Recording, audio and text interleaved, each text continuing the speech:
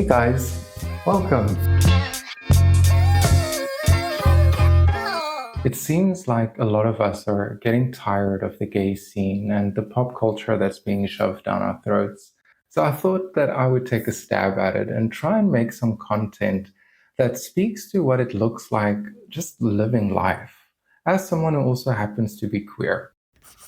Hey, I'm Karl. I'm a 30-something-year-old living in Cape Town. My life has been full of ups and downs and adventures and self-discovery, and I feel like I'm at a place where I want to share a lot of this journey with you guys. I might not have all the answers, but I want to be a guide or maybe like a diary where we get to explore some of these topics together and look at what it looks like to live an authentic queer life. So I want to learn with you, what does it look like to live a queer life in Cape Town and lineage that was left for us? And I want to explore queer lifestyle and wellness and how these two can actually live together.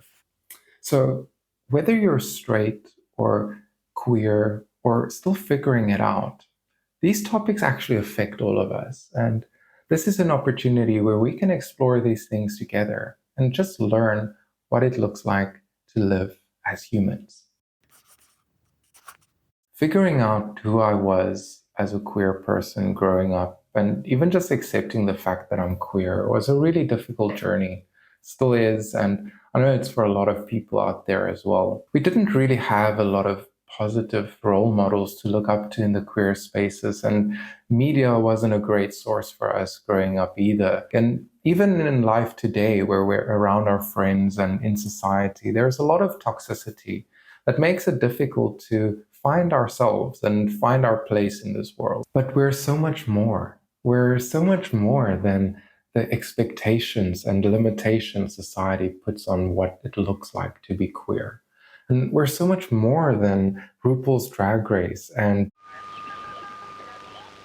we're so much more than sex and money and fame. We're so much more than even the boxes we put ourselves in. We are wonderful people who have intrinsic value and worth. We are talented and powerful and capable of so much love. So I want to look at what it looks like to live a life outside of these boxes and outside of these things that we cling on to.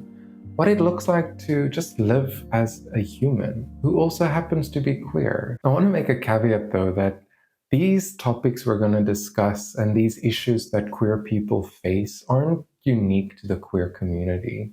It's things that affect all of us, whether you're straight or queer. It's all related, and it's all coming from societal forces that are shaping our lives. So by learning more about them, we can all become a little bit more free to be who we really are.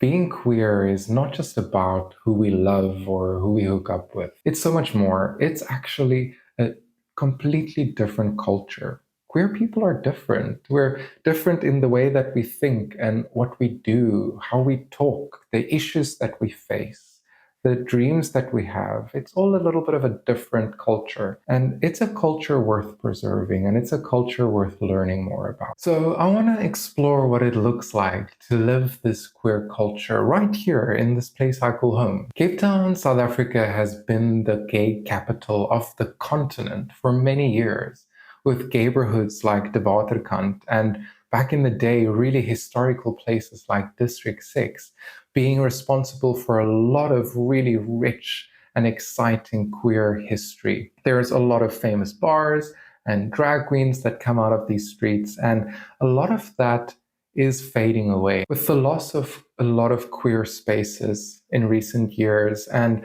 the risk of queer culture being absorbed into the heteronormative culture that is dominating society, we risk losing a lot of this culture and history that makes Cape Town really unique. I'm also pretty new to Cape Town, and so I wanted to learn a little bit more about this really deep and rich queer history that makes Cape Town so unique. I want to invite you to explore it with me in the next couple of videos, where we can learn a little bit about this queer history and maybe meet some of these figures.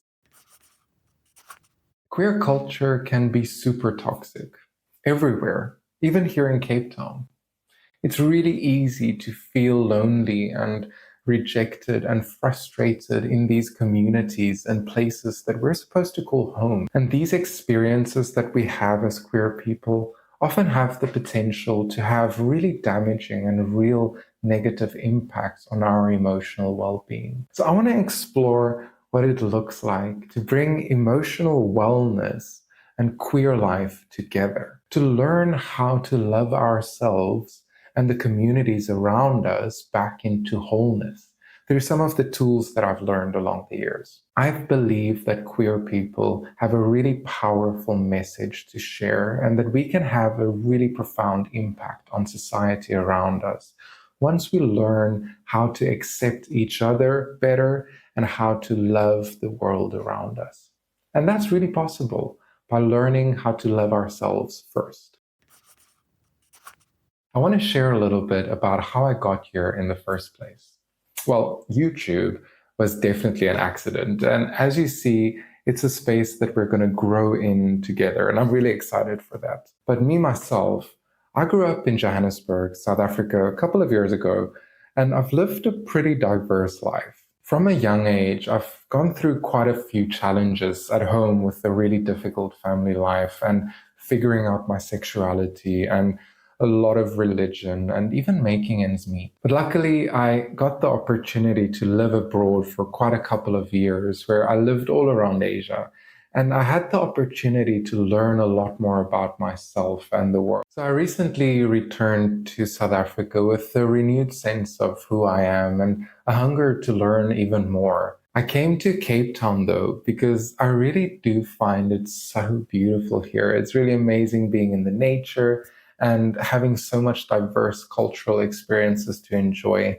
And I settled down with a job in tech. So I'm also kind of figuring out how to do all of this with tech and just kind of live life every day. I guess that's it for the first video.